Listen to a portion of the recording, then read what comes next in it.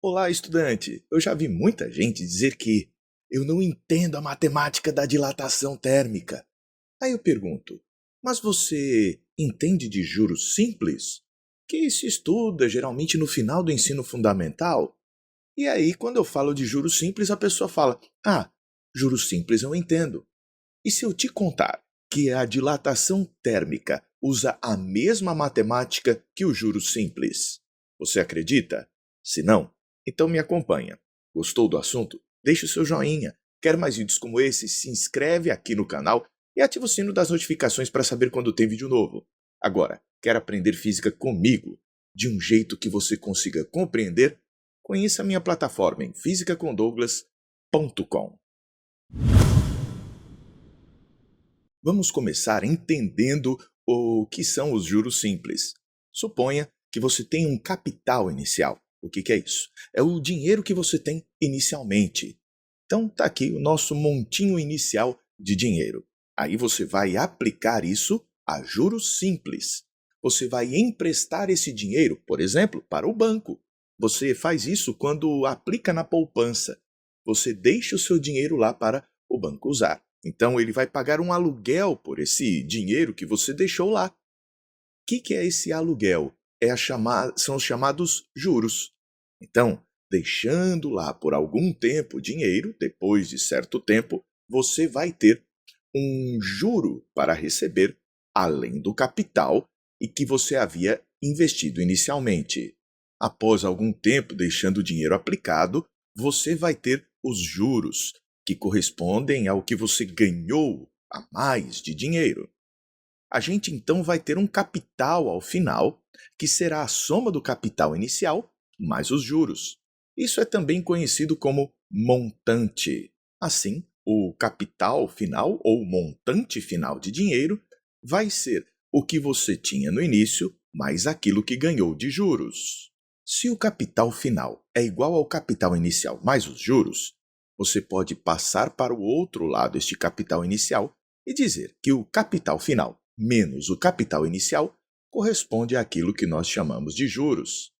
Na física, a gente costuma dizer que o final menos o inicial é a variação, o delta. Assim, C final menos C inicial é igual ao delta C, que a gente chama de juros. Agora, a taxa de juros geralmente é apresentada por professores de matemática numa fórmula sem dizer o que ela realmente significa. Mas ela tem um significado. Ela se refere ao ganho proporcional que se obteve em relação ao capital inicial. Então, em relação ao capital inicial, quanto que eu ganhei num determinado intervalo de tempo? Vou te dar um exemplo. Se você investir R$ 100 e após um mês ganhar R$ 3 de juros, você vai ter uma taxa de juros de 3 para cada 100, 3 por 100 ao mês. As pessoas gostam de dizer 3%. Tudo bem, você pode dizer que foi 3% ao mês de taxa de juros.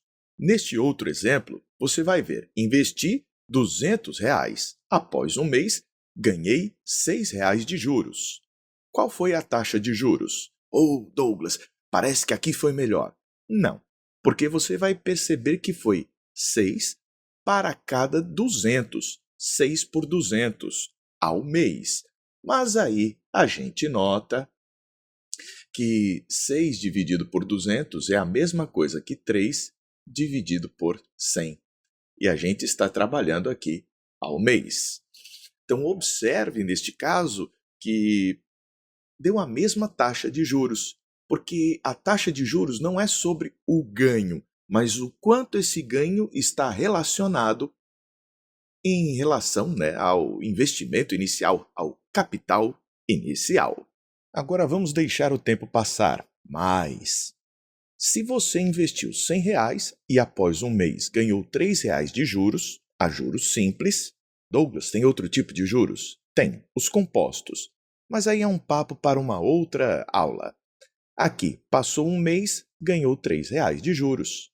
Se você deixar passar 2 meses, quando você for ver quanto ganhou, na mesma taxa, vai encontrar R$ 6 de juros. E se você deixar passar 3 meses, vai ter mais juros ainda. Então, quanto mais tempo o dinheiro fica emprestado, mais juros você consegue no final. E isso dá uma boa relação matemática. E vai ser a fórmula que nós vamos trabalhar agora. Nós podemos dizer, então, que os juros, que correspondem à variação do capital, vão ser tão maiores quanto maior o dinheiro inicialmente investido, ou seja, quanto maior o capital inicial, que a gente chamou de C0. Certo.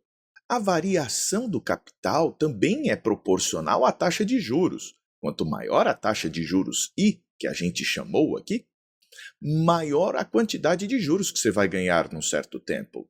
E também, quanto mais tempo a gente deixar esse dinheiro aplicado, maior o juro que a gente vai receber. Então, a variação do capital é proporcional ao capital inicial, é proporcional à taxa de juros e também proporcional ao intervalo de tempo que a gente deixa o dinheiro aplicado. Assim, nada mais interessante do que a gente colocar que esta variação de capital, ΔC, é igual ao capital inicial vezes a taxa de juros vezes o tempo que o dinheiro ficou aplicado. Há quem goste de chamar esta expressão, esta equação, de CIT, né? Então, os juros que correspondem à variação do capital vão ser iguais a CIT, onde C é o capital C0, né? O capital inicial, I é a taxa de juros, e ΔT é o intervalo de tempo que você vai deixar esse dinheiro aplicado. Mas isso daqui, esse I, lembre-se de que é a taxa de juros por tempo. Tanto é que você vai ter 3% ao mês, você também poderia ter, 12% ao ano, ou 0,5% por semana, vai depender da negociação que foi feita em relação à taxa de juros. Vamos a um exemplo. Investir R$ 200 a 4% ao mês durante 3 meses. Quanto recebi de juros? Então vamos lá. O valor dos juros, que refere-se à variação do capital, vai ser igual ao capital inicial de valor R$ 200.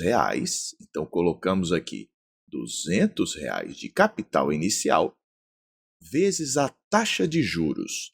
Esta taxa de juros é de 4%. Então aqui, 4% ao mês. Certo. E quanto tempo a gente deixou isso aplicado? Durante 3 meses. Fazendo agora esta conta, a gente consegue encontrar os juros, que serão R$ 24. Douglas, como é que se chega aí?